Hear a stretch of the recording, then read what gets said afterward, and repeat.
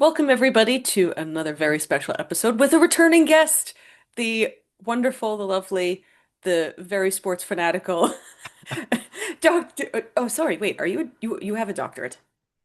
I'm Okay, afraid so. yeah, no, no. I always knew that you had a doctorate, but I was like, but wait, you don't put it on your things. Okay, so let's start that again. So I'll clap us in again. Would you like me to say Dr. David M. Perry or not? I don't care. I really Okay. don't care. I mean, I do have a PhD, but it's not my feeling, and you can leave this in if you want.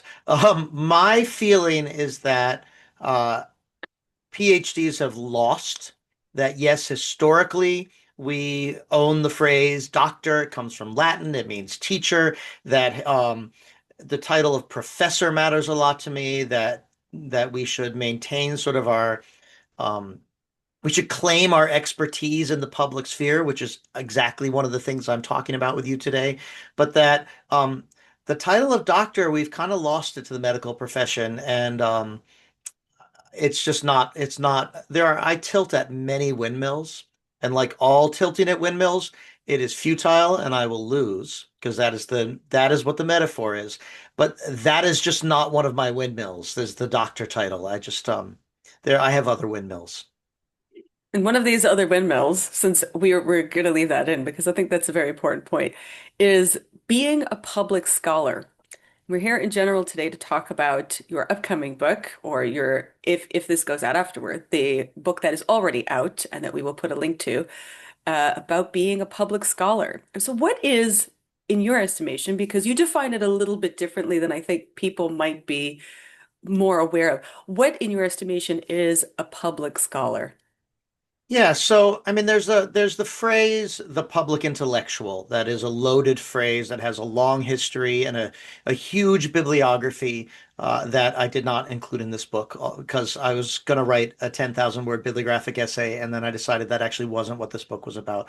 But it is complicated, it is fraught, it is, you should go read the great Edward Said on the public intellectual. There's lots of things to talk about with that phrase.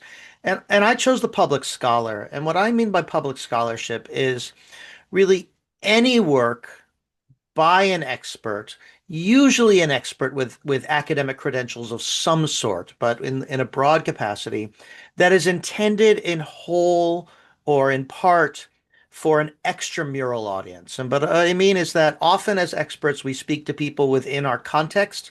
So in academia, and let's be clear, I come from academia. I was a professor. I have a PhD. I still work in a history department. So I'm often thinking about when I'm thinking about inside the walls. I'm thinking about within my institution or within my discipline or within my related sort of field. But extramural, we when we do work, we are often talking. We should always know who our audience is, and that doesn't mean that we control who our audience is, but we should always imagine who our audience is, and that shapes the writing. And so, are we talking internally to people within our context, or are we hoping to talk externally, at least in part, to people outside of that context? And that's what I mean by the public scholar, someone who's taking expertise, and it could be expertise in content, but it could also be expertise in skill. It could be expertise in ways of knowing or ways of arguing or ways of understanding or any number of other kinds of things. We're taking the thing that we know and we're trying to do work that is aiming outwards towards a bigger extramural audience, at least to some extent. It's an expansive definition, and it's really important to me. So I'm glad we started here because what I do is the really easy one to define, in that I write essays, and sometimes the essays are based on my actual PhD topic in history, and sometimes they're based on me applying my ways of knowing to other topics like raising a son with Down syndrome, and again thinking broadly about it. But I like to think if your expertise is in performance and you're doing community theater, community dance, that is a form of public scholarship. If your expertise is in organization and you're organizing people to protest the fascist takeover of Minnesota, which is what I'm living through, though this phase seems to be shifting towards a new phase. But still, if you're using your expertise in that, then that is a form of public scholarship. If you are Minnesota, the University of Minnesota is has an agricultural school, as do all of these big public universities. And one of the things that a Minnesota professor invented was the Honeycrisp apple, which is a very good apple, although Hmm. there are lots of varietals now because they didn't tightly control the genome and some of them are not as good, but it's a very good apple. I think of the Honeycrisp apple as a form of public scholarship. And so I want us to have a really broadly my book's about essays. The thing that I know how to do is essays, not Apple genomics, if that's even the right word. The thing that I know how to do is essays and writing, but I want it to be in a context of a much bigger set of ideas.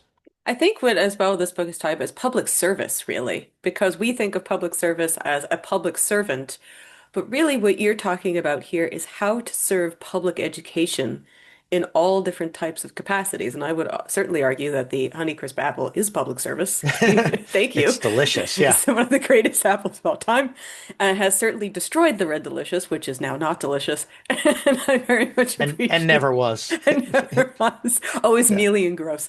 yeah. But I think that public service, as in passing on that knowledge in a way that is understandable, tangible, and really can be used for further scholarship.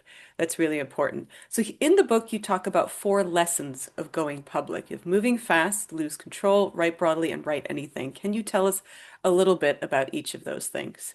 I can. So I opened the book by really just talking about my experience, and I did not set out to do this kind of public work. I studied medieval history.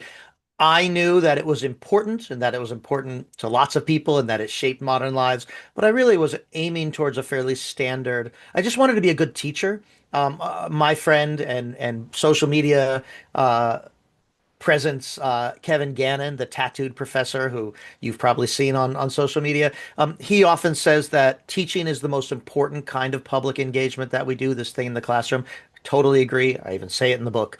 That's what I wanted to do. I just wanted to be a good teacher. I hope I'm still a good teacher, but I'm doing this other kind of work really by accident and without a lot of guidance for what that would look like. And that I had this model of fancy professors at Ivy League institutions writing for the New Yorker or the New York Review of Books or the New York Times or New York Magazine. I just said New York four times in a row on purpose. And similar sort of high status, uh, publicly oriented venues, but in this very high status, very sort of Ivy League white guy world. The thing that I am doing now, I didn't actually even know was really possible, and that's part of why, again, I've written this book and I teach workshops on it because I it's possible for a lot of people.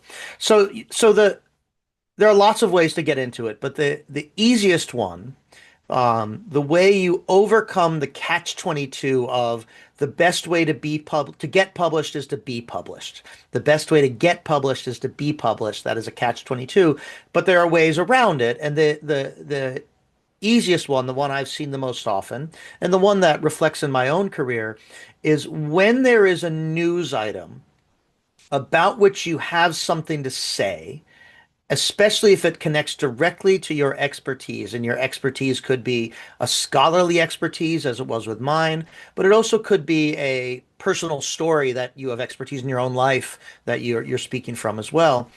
Um, when news happens, there is a window in which, if you move quickly, you can enter that discourse. And I focus especially, though there are lots of ways of doing it, on the opinion page because there's an infrastructure there. When news happens, there are professional editors who are trying to think, okay, our job is literally to have someone comment on the news. Our economic model is also to get clicks at the moment when people are excited. And as I do throughout the book, I'm always sort of happy to talk about money. We're both, you and I, like we like to make money from writing. This is part of our income. It is a You make job. It money is from writing? Oh my I God. mean, I also have a day job. That's part of the blunt Yes. talk, right? Like I have a Yes. day job with benefits, but it's labor and people should be compensated for their labor. And so I like to talk about that side of it. Well, editors have a job. They want to get clicks. They want to get readers. They want to get eyeballs at a moment when the news readership is focused on a thing. And then they also, I do think, from the many editors I've spoken to, understand as a vocation or as an important task to provide expert commentary, helping the public understand what's going on. So news happens, there is a window. If you move fast, sometimes like within 2 hours, rarely within more than 72 hours, and usually you need to be filed and done but within 72 hours. That is a place you can jump in. And once you're established, then lots of other things become possible. But the people who are already established, I mean, I hope they all buy and read my book and like it anyway, but they don't need it. It's written for someone who has not already got 50 bylines at elite magazines, but someone who's trying to sort of take this step. So you have to move fast. Yeah, Um, so and what the you're ta Yeah, oh, go on. what you're talking about is for those who don't know, things like op-eds, where if they have a Right. news story, you can then say, hey, you can email and say, I have an expertise in this. I would like to do an op-ed about this. I have sources, etc., and I would like to give my expertise. Yeah. That's part of what you're talking about. Absolutely. Although that is what you've just said, and I appreciate that, is the kind of pitch I see the most get rejected by someone who otherwise could be. Because what you didn't say, and again, I'm saying this because it happens a lot, is you didn't say, and I will argue, right? That there's a Yeah. lot of people who say, hey, this thing has happened. I have expertise. I'd like to comment on it. What sells the piece is you say, I will argue, and then you fill in that blank. I literally want people to write those words down and then fill in the blank. You don't have to you don't, that doesn't go in the final piece, but like that is one of I always make sure I know what that blank is before try to pitch an essay. Anyway, um, so yeah, so a thing happens, you have expertise, you want to write an op-ed. An op-ed is just a sort of a catch-all. You want to write some kind of public essay explaining what's going on. Then the next thing I need academics to understand is that you will lose control of your work the minute it's in public and in process. I still remember with my very first op-ed in 2006, seeing an old man. I mean, he's probably now my age, but at the time he seemed like an old man. Um, Reading my essay in a coffee shop connected to a grocery store where my wife and I went grocery shopping on the Sunday it was published, and that was really weird. So that's nice. It goes out in the Did world. you lean over to him and say, I I hate that Yeah. guy. He's really No, terrible. I said, "Oh, yeah, I see you're reading that. What do you think?" He says, "Well, I agree with some bits and I agree with some other bits." And I thought maybe I've asked enough questions. Or I agree with some bits, I disagree with some bits. I just sort of thought that was interesting. And certainly on social media, things are going to go, but it's more than that, it's also editors are going to take control of parts of it, not all of Hmm. it, but an editor gets to I don't know, have their fingers in the pie or their spoons in the soup or whatever it is. They play an important role in this, and they are going to take some of that control.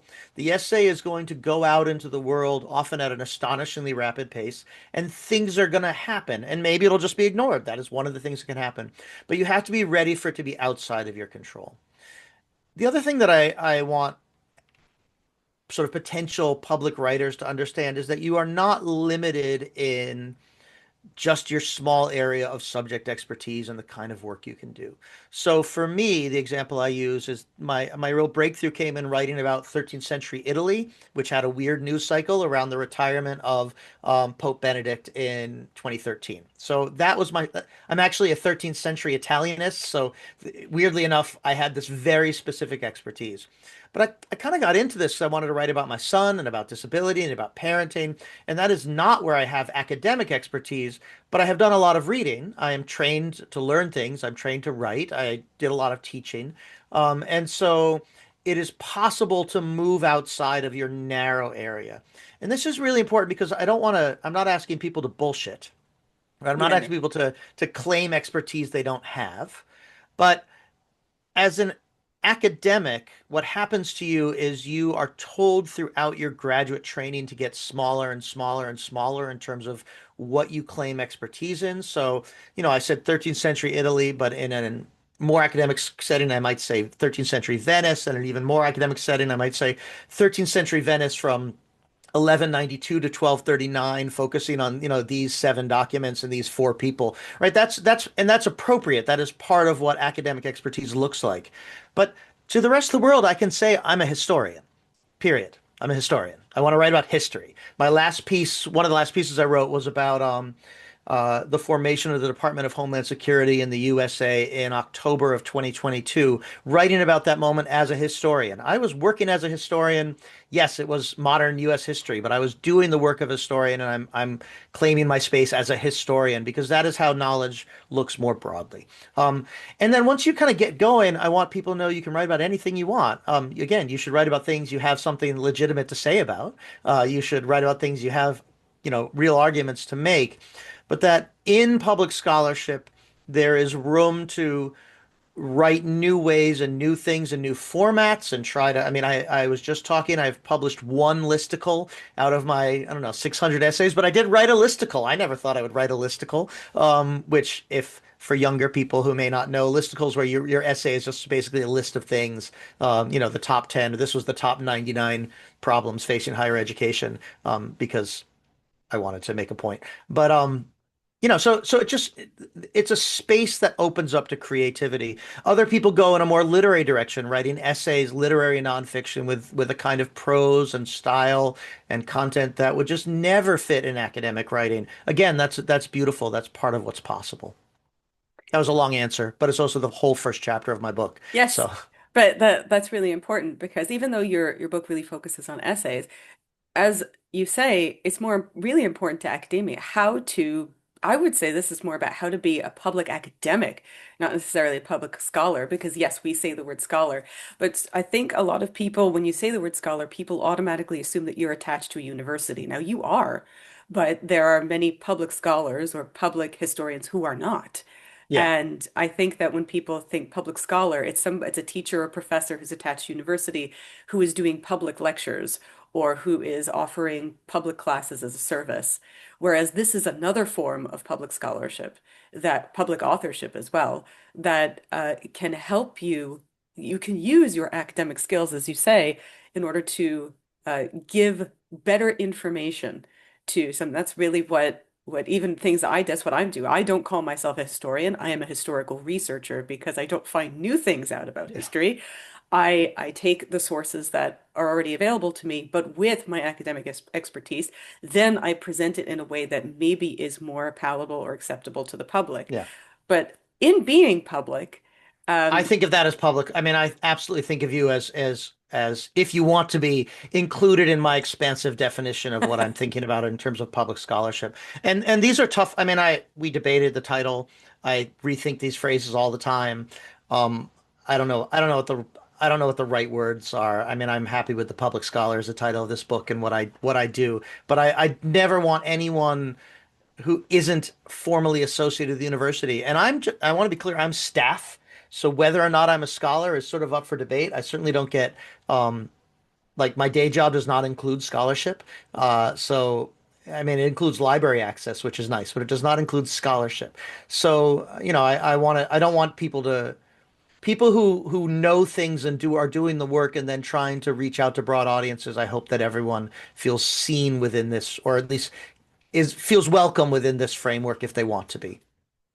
and there are difficulties though that come with being a public scholar or a public academic. And something I tell my students as well is that if you want to be public, you must deal with the public. That's right. And you have to be open on social media. Doesn't matter which one, pick one. You have to, I say, always have like a Patreon or a Substack or a newsletter or something so you can show people all the things that you've written in the last month or 2 months, however long you want to do it. And then having to deal with protecting and really defending yourself. You have to defend your works. How do you go about that? Because there is a section about talking about before and after publication and what you should do and how you should get Yeah. paid. But really, it's how to build an audience and how to Yeah. protect yourself. I mean, it varies a lot by person, by risk, by topic, are you someone who, like you, is being more entrepreneurial? Well, then you actually have to build a lot of your own audience. Are you someone who has a faculty position and sort of a stable job and a reputation, and you just want to do this, once every 2 or 3 years when a topic really grabs you? Well, then actually you don't have to build a lot of audience. You can just, write for a media outlet that publishes you and feel good about it. You don't have to read the comments. You don't have to talk to anyone about it online. And there are lots of people who want to do that. And I think that's really important because the people who already want to be, engaging the public are doing it in different ways, and I think I can offer a lot of tips for how to do it more efficiently and how to enter new spaces and lots of other things. But there's just a lot of academics out there who really know things, have things they want to say, either about their expertise, their scholarly expertise, or other stuff, and I don't want them to look at me or you and think, "Oh God, it's going to take over my whole life." It has taken over my whole life. My sense is it's taken over a lot of your life. It doesn't have to. It doesn't have to. You can just write a piece every 2 years when you're really moved to do so, and at that moment contribute something and then stop. You don't have to read the comments. You don't have to be online. But if you want to build something, you will have to figure out ways of creating an audience and connecting with people. And it can be worthwhile. My answer to that question has changed a lot over the years. When I first started publishing, I did read the comments spaces on CNN. CNN does not have comment pages, but it did then. I remember I wrote an essay on anti-vax and Jenny McCarthy and parenting around that. And it had something like 8,000 comments on CNN. And I did not read all 8,000, but I read a couple thousand because it was interesting. And, within 150, they were no longer talking about me or my essay. They were yelling at each other. And I just sort of sat there and read it. It was interesting. In the heyday of Twitter, it was a really good space to engage with whatever was happening with your piece. It is not a good space now. So Blue Sky works like that, having different kinds of ways. I actually think that once you have done your part of putting your words out there, you are not obligated to listen to people reacting.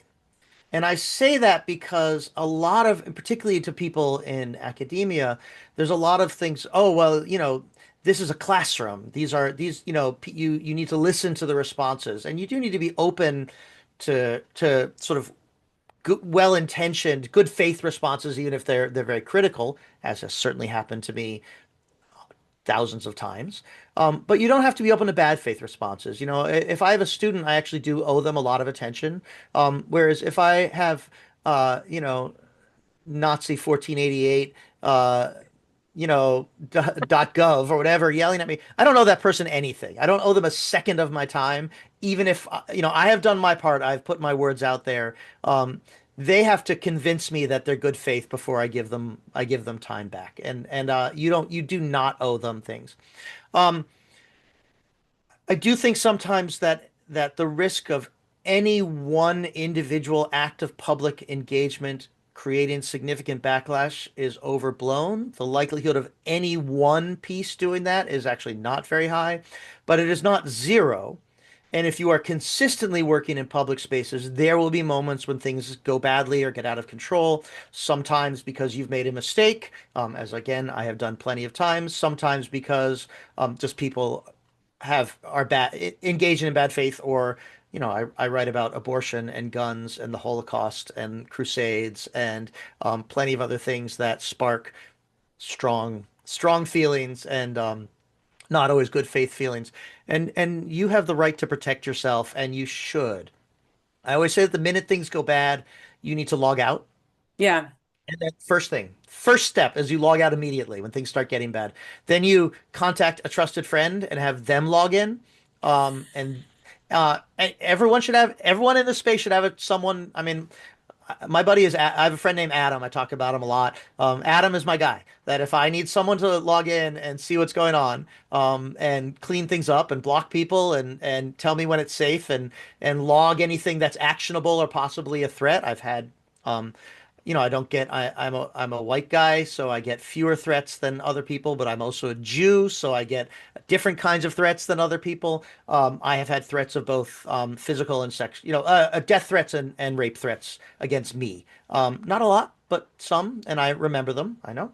Um, Wow. you want to log those. You want to be like, I mean, you're not like read them, but you need to Yeah. keep them saved somewhere in case things get worse. But you also like reading those things is bad for you when they're aimed at you. And so I have my friend Adam, and you need a friend. You need someone to do that. And because you don't actually have to read people attacking you. And if you spend a lot of time in these spaces, you will see that some writers really like to share their hate mail They find it satisfying. They find it cathartic. They generate, feedback against the person who is attacking them. Jamel Bowie on Blue Sky often shares his hate mail. It's filled with the N-word. That is a choice he gets to make, and clearly he does it on purpose. And he is also getting a scale of hate mail that is beyond anything I can imagine, both because of his visibility, but also because of his identity and the way that plays out. Um, I don't share my hate mail. I find it really upsetting, and if it's, I mean, I share it if it's goofy, but if it, like the real hate mail that is, talking articulating violence towards me and the most anti-Semitic stuff, I actually find it really upsetting, and I just try to put it away somewhere safe, or I get someone else to do it, and I think that's important. But I don't want your listeners to think this is the likely outcome of doing a single or some small acts of public work, because that is not the likely outcome. You need to be ready for it, you need to be aware of it, but you don't like it should not like you know what I mean? Like I'm trying to Yeah. say like it's No, you real, have but to. I I don't was want to not overblow it at prepared. the same time. Yeah, I'm When sure. I first did public scholarship stuff in 2009, I was not prepared. And Yeah. it was very simple things about things that I liked. Had no it was literary comparisons about fantasy characters, Yeah. and it was swift. And this is like in the early days of the internet Yeah, yeah. too. But it was swift and it was very hateful. I made no comments about made no comments about gender, religion, rate, nothing of Yeah. anything. And yet people still there are people who just feel very strongly about certain fantasy characters, and it becomes their identity, and they act like you are attacking their Yeah. identity. So it was like 6 months where I didn't want to touch anything anymore. Yeah. And I completely removed myself from that space, and I went, nope, never doing that again. We're going over here. And that's exactly what I did. But I Yeah. didn't expect you. I think it's an important warning, Yeah. because even if you're writing about something completely innocuous, like how great Honeycrisp apples are, Right, right. you will get somebody in the comments going, "How dare you like Honeycrisp over Granny Smith? I'm gonna kill you!" And you just go, It is. where is this coming from? I don't Yeah. understand. Yeah. And there's going to be no answer, but you do have to protect yourself against it, and you should be Yeah. prepared for it. Yeah. Yeah. Absolutely. And so this book focuses a lot on writing, but then there's a chapter where you talk about expanding your views and expanding into other things. And you talk about things like podcasts like this one, Yeah. talk about videos, which you sometimes do, even though you've said you not necessarily you say you don't like doing them or that you're not good at them, which I heartily disagree with, respectively. Thank you. Um, you also talk about journalism, which you do. I like being And on your videos. I like other people bringing me on to talk. That's I just don't. Anyway, who knows? Sorry, go on. And you also talk about things like blogging, newsletters. So Yeah. how can people, if they're just doing writing, how can people really expand into those places? Well, the first thing is that you have no business creating something that you don't consume. And you can consume it strategically. You don't have to be, subscribed to 500 podcasts to do a podcast. But if you want to do a podcast, the first thing you do is you find good podcasts you like and you listen to them and you think about them. If you want to do TikTok, you should be really thinking about TikTok. And watching videos or short form videos or long form or YouTube channels. If you want to be writing doing blogging, which I use as kind of a catch-all for iterative writing on a platform that you control. So newsletters, more traditional blogs, whatever. But it's fairly regular writing, and you may or may not have an editor. Plenty of people do, but that is really your platform. You decide what goes up, and you should be thinking about it. The great thing is that people who have any kind of academic training, and I really mean everyone who has been through even, a good high school English class, but certainly anyone who's pursued it farther, has been this is one of the great things about sort of the liberal arts is that you've been given an education for how to think critically about genre and form and structure and discourse and how it works. So you can apply that rigor to the public facing components of what comes out and think about it critically. So you can, if you want to write literary nonfiction, which is to say longer essays focusing a lot on the beauty of language, sometimes in non-storytelling ways, so that that they work, they move, they jump throughout time in weird ways. And I mean, there's lots of amazing nonfiction being published that does not start at the beginning and proceeds the middle and end at the end, which is what my nonfiction tends to do in a fairly straightforward way. There's incredible stuff. The first thing you have to do is you have to read it. You want to get in Paris Review, well, read the Paris Review. And if you don't, then you have no business trying to get in the Paris Review. That to me, that as an academic, I'm very comfortable saying you have to do the homework before you start producing content. Um, but the great news is the content's out there, so you could just have to apply your skills as a reader, as an analyst, as a scientist, whatever skills you have to that genre, and then think about it critically. The other piece, though, and this is true with, I talk about it really explicitly with the kind of essay writing I do, but it's true in every one of these industries, is that there is a non-visible part of it, whether it's how editing works or how podcasters make money, right? How you pitch the podcasters who are on networks. How did they get on those networks where the network is doing the advertising, where the network is taking a slice of it? How did they get on that? How did they pitch it? How do they, and how much money, right? Is it $1,000 a month? Is it $10 a month? Is it $150,000 a year? I don't know. I mean, these things. So that's invisible. If you want to be a nonfiction trade author, there are these things, nonfiction trade book proposals that are very specific, weird documents that are not public.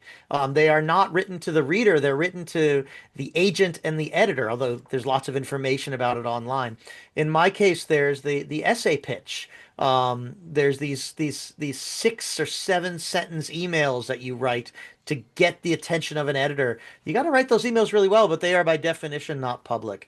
And so, you know, this isn't different to me than if you see a piece of scholarship, you don't necessarily see the grant application that got the funding to do the research, to do the scholarship. That grant application is the invisible part of it. And that's true across our industry, more or less formally. And I'm sort of encourage people, one, to consume the public part, think about it critically, watch this podcast and think about, what, not just what I say, but what you say. How have you prepared to interview an author in order to produce something that the viewer will think is good or not? Hopefully they like it, but to think critically about it, right? To think structurally about it. But what they don't see is that my publicist contacted you with an arc of the book in advance, or even I think actually you reached out to I me did, and I yeah. contacted my publicist who then right? There's this whole like invisible part of it, which in our case is very simple because we've known each other for a while, and so you just said, "Hey, you've got a new book. Let's talk about it."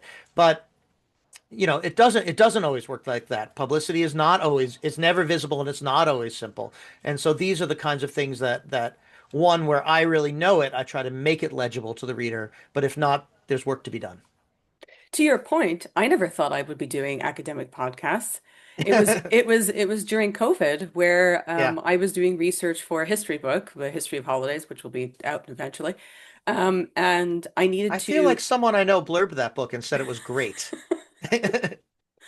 really, wow, I wonder who that could be. Wow, amazing. Yeah, it's But because it's great. But go So on. it took about 3 years of research, and it was something that I could do during COVID. But I had to contact Professor Ronald Hutton about questions about his writing, and he was very generous with his time. And I said, would you be okay for an interview? Because I started listening to podcasts during COVID while I was walking just to get some air during the day while we all couldn't go anywhere. And he said, Yeah. "Yeah, I'd love to be interviewed by you." And I never in my life thought I never thought he would say yes, ever. Yeah. And so then I went, "Oh no, now I have to come up with questions." So I asked everybody, every academic that I knew who knew him, I said, "Give me your questions. I'm putting them together." And if you actually watch that first interview, it's terrible, not because of him, but because of me, because you could Sure. see that I'm nervous. I over prepared and didn't realize I kept minding the time, but he kept giving us more time. But then after that interview, I realized, well, if I just asked him and he said yes, why don't I ask other scholars? And Yeah. 90% of them do say yes. And Yeah. I say this is an academic podcast. You can shop whatever you want. And then I thought exactly as you did. How do I get this onto platforms? Podbean was available. I use Podbean for free. Because we're not getting paid for this, well, I can have it out there and people can just access it. And so because it's free and it's out there, more and more people access it. And therefore it's now become, a 40,000 listener style podcast, all for the sake of academia. And that's 4 years. And I never thought I Yeah. would do that. But it's really just exactly as you say. You do the research, you say, how is this done? Okay, now I have to figure it out. How is this done? Let me figure it out. If I don't know the answer, I will go ask a specialist. Ask a specialist, get your credential to Europe. And now there is a website. There are places where people can access this. This is on Spotify. It's wherever you get your podcasts, etc. There's the visuals. There's audio. And I had to learn how to edit this and how to do everything. And that's just how it is. But it is a form of public academia, public scholarship that Yeah. I never thought I would ever get into. And it was really just because I was doing exactly as you say. I was listening to podcasts for the first time, really, during COVID. I was really enjoying the fact that, wait a minute, there's academic lectures on podcasts. Right. And so that's how this was born. And just want to Yeah. take a very quick second to talk about public engagement uh, in the 21st century. And you mentioned tenure, which I thought was very amusing. Uh, It still exists, not as much, but the people who aren't in the academic system are not held back by the academic system, even if there are problems, right? Like the people who are not in the faculty job world are not limited. Like they never think, oh, well, I shouldn't do this because it won't get me tenure. That ship has sailed. I don't have, I mean, I had tenure, just so your listeners and viewers know, I was a full professor and I quit. And I quit not because of any principle, but because I wanted to raise my kids in Minnesota. And I was living in Chicago, which was fine. I have lots of reasons for wanting to do that. But, I thought we might be a little happier here. And I thought happiness was more important than full professorship. And I stand by that. So I've been on both sides, but I also know that a lot of people inside the faculty world or aspirationally towards the faculty world are held back from certain kinds of work because they don't know how it'll fit. and it is difficult. I mean, and how do you fit your public scholarship life with your professional scholarship life? Yeah. Well, again, like I don't have to. So I do have as part of my job description doing sort of work on public history work, thinking about history doing history in public, which is a lot of what my writing is. It's a small percentage of my job description. I'm a state employee, so like we have very detailed job descriptions by the percentage. It's a whole thing. So I have permission to talk to you over lunch today, on the clock. I hope. But but when I was in academia, I was at an institution that was a teaching oriented institution. So it did not require a heavy load of scholarship for which this stuff might have been seen as a distraction. This stuff was seen as really part of the mission of this institution that was very much about trying to make a better world. It was a left-wing Catholic institution that really took social teaching seriously, and so they loved what I was doing. It was fine. The thing that is so interesting to me about public engagement in academia is that the models for how to include it and count it 100% already exist. And when I went into this, I thought I was going to have to invent a wheel. And it turns out there are lots of wheels. They are invented, they are published, they are in websites, they are in books. Scholarly organizations write whole handbooks to them. What they haven't been is adopted fully into academic culture and norms. By which I mean, and this is, I'm opposed. I see academic administration as management and myself and also faculty as labor. And so doesn't mean that we have to hate each other, but there's definitely a tension always for me. It's the kind of lefty I am between management and labor. I know this isn't earth-shattering, except that most faculty don't think of themselves as labor. That's the problem here.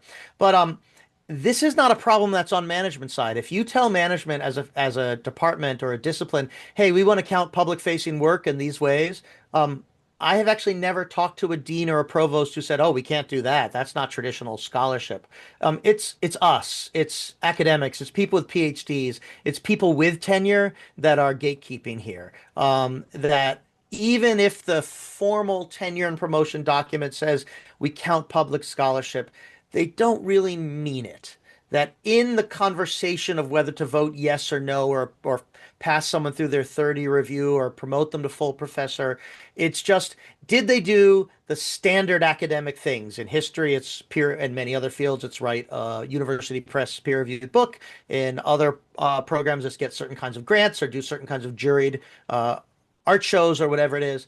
And if the answer is yes, then fine. If the answer is no, then not fine. And sure, if it's yes and public scholarship, well, then, little golf clap, that's good too. But it's not, no one can use it as, very rarely can people use it as the main, sort of structural support of a tenure or promotion case. And I would like that to change. And elite administrations, who again I'm kind of opposed to by nature, are actually on that side. It's the faculty that have not, in general, not all faculty. I'm sure everyone listening to this podcast is 100% there already, but it's the faculty. It's really faculty. It's academics themselves, us ourselves, that have kept this from uh, really being incorporated into the academy as much as it could be.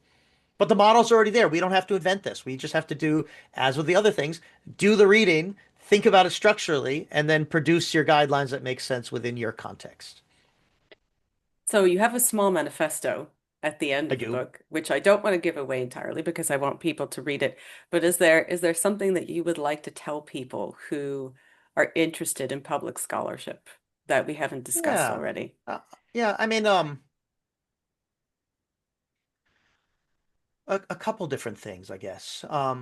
There are lots of people out there pushing the idea that people with expertise should engage with the public more broadly as much as possible. And I'm one of them, but because there are lots of other people doing that, I've really focused my time on this sort of nuts and bolts, right? How to pitch, how to get paid, how to work with an editor, how to promote yourself on social media, how to do these things that are not inspirational. That I'm not trying to teach you how to find your voice, not because I think academics often do need to find their voice.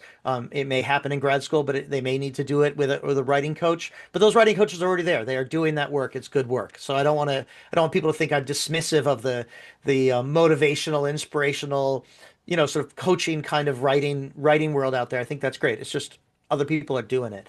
So I really have tried to focus on this, but I of course do think it is good. And I do think it is important. I don't think it's in opposition to specialized scholarship. I don't think that every piece of academic writing needs to be written with the voice that I think public writing has to engage with. The public writing, I think it's fine to write highly specialized scholarship that is really aimed inwards rather than outwards, right? But that is a choice you should make.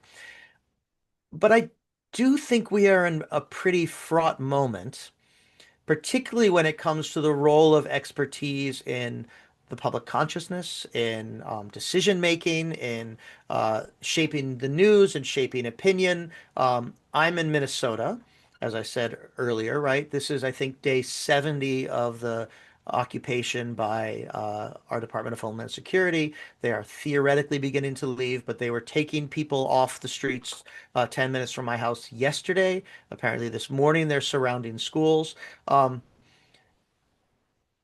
I have tried to engage this moment by thinking not just what can I do as a Minnesotan, although that is happening in terms of um, the many activities that I don't really talk about in public because that's not the way to do it. Oh, there's many things I'm doing as a Minnesotan, as a citizen, but also what can I do as a historian? What are the things that I can do as a historian right now that might be useful? It took me about a month to figure out what some of those things were in terms of writing and thinking, but then I have begun doing that kind of labor. And other people have as well within my cities. There are these beautiful, sort of poets and literary people who have been writing letters from Minnesota for LitHub. Um, they're beautiful, and many of them are written in a kind of uh, sentence level beauty to which I mean I would love to achieve, but I don't. That's not actually what the kind of writing I know how to do. When I try to do that writing, it just sort of gets sort of like sophomore in high school kind of level of aspiring towards beauty. It's just not. If I write a good sentence, it's by accident. Or a beautiful sentence, it's by accident. I think there are some good sentences out there, but most I only know because other people have like read them back to me. That's just not what I do. But it's what they do. Like, these poets and authors and that is a kind of public scholarship. And it would be easy to not do that, but it really makes the stakes clear that if there are a lot of crises and expertise is part, not all of it, but it's part of the response to that crisis. And so uh if you can do something, I think there is a moral obligation to the extent it's safe for your family, to the extent that you have the mental bandwidth. I don't think people need to endanger their family to do it. I don't think people need to endanger their mental health to do it. I have endangered my mental health at times doing this kind of work, and I think you need to be really thoughtful about it. But within the context of what's possible, if you can do it, I think academics really should, at least should know how. So that's the manifesto.